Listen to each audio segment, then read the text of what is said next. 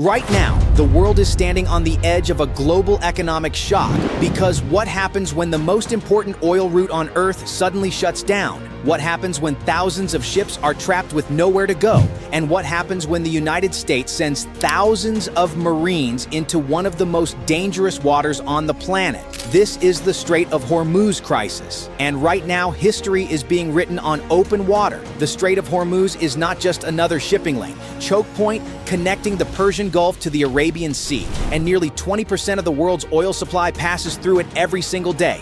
But since late February 2026, that flow has been choked to a fraction of its normal volume. Commercial traffic has dropped dramatically from more than 100 vessels a day to just a handful of risky transits escorted under heavy naval presence. More than 1,000 ships are now effectively stranded inside the Gulf, a significant portion of them oil tankers loaded with crude that cannot reach global markets. And the impact has been immediate and brutal.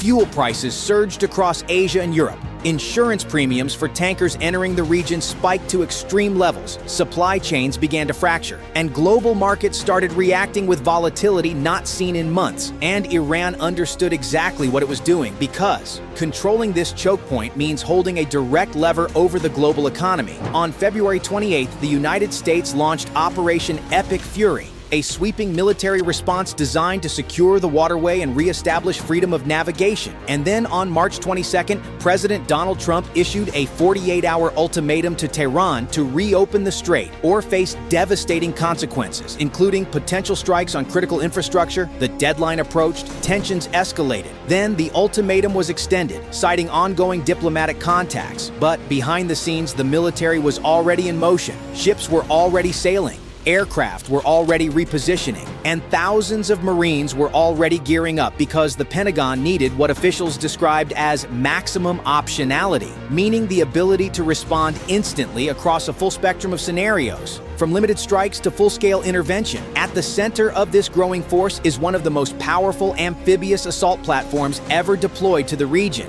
the USS Tripoli, a massive America-class amphibious assault ship that effectively operates as a light aircraft carrier, carrying more than 2,500 Marines from the 31st Marine Expeditionary Unit, along with F-35B Lightning II stealth fighter jets, MV-22 Osprey tiltrotor aircraft, attack helicopters, and heavy lift platforms, giving it the capability to launch rapid air assaults, precision strikes, and sustained combat operations directly from the sea. Sailing alongside it are advanced surface combatants, forming a protective and offensive shield around the group, turning it into a highly mobile strike force. And this deployment is no coincidence. Its arrival was carefully timed to align with the peak of diplomatic pressure, signaling both readiness and restraint at the same time. But the buildup does not stop there, because moving in support is a second amphibious force centered around the USS Comstock.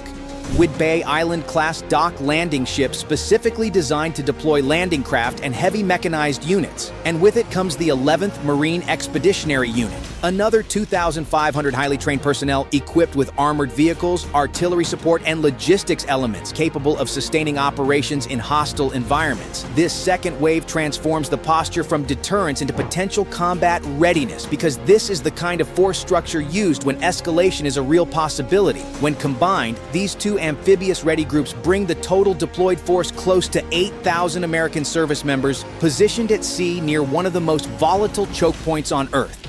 And that number alone sends a powerful strategic message to Tehran and to the world. So what exactly could happen next? Military analysts are outlining multiple scenarios. One of the most discussed options is the potential seizure of Kharg Island, a critical Iranian oil export hub, located just off the coast, which handles the majority of Iran's crude shipments. Capturing or disabling that facility would significantly reduce Iran's ability to project economic pressure through oil exports. Other possibilities include precision air and sea strikes targeting missile launch sites and drone bases along Iran's southern coastline, reinforcement of allied Gulf states to prevent further escalation, large-scale evacuation operations for civilians in high-risk zones, and rapid response missions designed to neutralize emerging threats before they escalate further. At the same time, Iran retains asymmetric capabilities that could dramatically change the situation, including an estimated stockpile of thousands of naval mines that could be deployed across key shipping lanes in the strait, a move that military experts warn would be catastrophic for global trade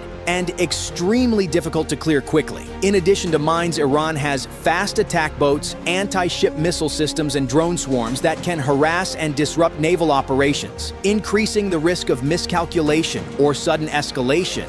Recent satellite imagery and open-source intelligence reports also suggest heightened activity along Iran's coastal defense network, with missile batteries repositioned and naval units on higher alert, adding another layer of tension to an already volatile situation. Despite this, the United States continues to emphasize that a full-scale ground war is not the preferred outcome, with officials stating that objectives can be achieved through naval and air dominance combined with strategic pressure. But these deployed forces exist for one clear reason: to ensure that if the situation demands it, every option is immediately available.